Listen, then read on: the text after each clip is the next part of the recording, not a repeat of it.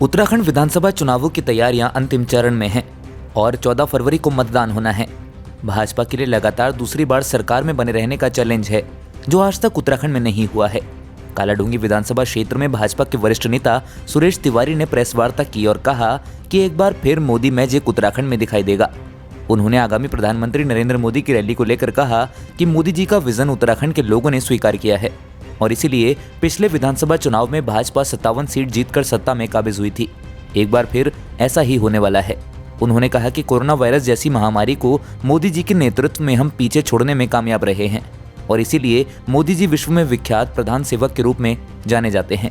इसके अलावा social media पर भाजपा प्रत्याशी के नाम से वायरल हो रहे ऑडियो को लेकर कहा कि चुनाव के दौरान इस तरह की गतिविधियां छवि खराब करने के लिए की जाती हैं और हम इसका खंडन करते हैं। कालाडूंगी की जनता ने साल 2012 और 2017 में भाजपा को चुना और इस बार भी जनता भाजपा को ही समर्थन देने वाली है। आज आपने प्रेस की है, पंचायत प्रतिनिधि, छात्र संघ के पूर्व नेता, सभी लोग यहाँ हैं। किस तरह का माहौल देख रहे हैं, किस तरह के समर्थन की अपील है जनता से? देखिए, हम आपके माध्यम से नैनीताल जनपद की जनता से ये अपील कर रहे हैं, माननीय मोदी जी के कामों को देखकर, उत्तराखंड में भारतीय जनता पार्टी की सरकार को देखकर, उनके कार्यों को देखकर, कितने सुंदर तरीके से, कितनी दृढ़ता के साथ हमने जो दुनिया की पूरी कोरोना की महामारी आई, कितने कुशलता के साथ हमने आम जनमानस तक राशन पहुंचाया। देश में किसी प्रकार की कोई अफरा तफरी नहीं मची। हम भारतीय जनता पार्टी की केंद्र सरकार और उत्तराखंड की सरकार के किए गए कार्यों के आधार पर जनता से समर्थन मांगने के लिए आए हैं। जितने भी जनप्रतिनिधि यहाँ पर बैठे हैं, हम सब आपके माध्यम से जनता से अपील कर रहे हैं कि नैनीताल जनपद की 6 की 6 विधानसभा सीट और कालाडूंगी विधानसभा क्षेत्र में बंशीधर भगत जी को भारी बहुमत से विजयी बनाकर उत्तराखंड में दोबारा हमारी सरकार बनाए। इसी निमित्त हम जो है प्रेस वार्ता करके आपके माध्यम से जनता से अपील करने के लिए यहाँ पर आए हैं। सर, माननीय मंत्री जी का ऑडियो वीडियो वायरल हो रहा है, क्या मानते हैं सर? ऑडियो और वीडियो जो वायरल हो रहा, ये खुरापाती शरारती तत्वों की साजिश है।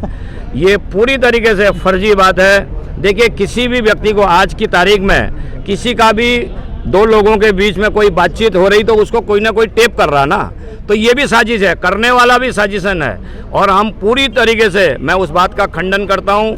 वो टेप बिल्कुल साजिश के तहत, और एक अभी तो इस बात के भी प्रमाण नहीं है कि वो है कौन, महिला है, किसको बुलाया, किससे बातचीत हो रही, पूरी तरीके से जब जांच तक क्यों नहीं करा रही भाजपा इसकी? देखो, अभी तो बात आई है, जांच कोई ऐसे आसानी से किसी बात का कोई तथ्य हो, कोई प्रमाण हो तभी तो जांच कराएंगे। ऐसे तो चलते रहेंगे हम किन चीजों की। मंत्री जी देखिए, अभी तो किसकी आवाज है, क्या है, ये बहुत जल्दीबाजी है कहना।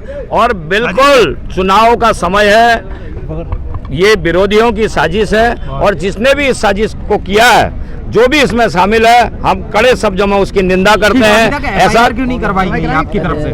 भाई, जब कोई प्रमाण ही नहीं, ऐसे तो चलता रह रहा। अभी कोई ऑथेंटिक चीज आएगी निश्चित रूप से। अगर कोई किसी प्रकार का ऐसा गलत हमारे उम्मीदवार को, किसी क्षेत्र के प्रतिष्ठित व्यक्ति के ऊपर आप इस तरीके का आरोप लगाएंगे, निश्चित रूप से अगर कोई उसमें पाया जाएगा, किसी प्रकार का प्रमाण मिलेगा, तो हम किसी को भी, कोई कितनी भी ताकत वाला व्यक्ति होगा, हम उसके खिलाफ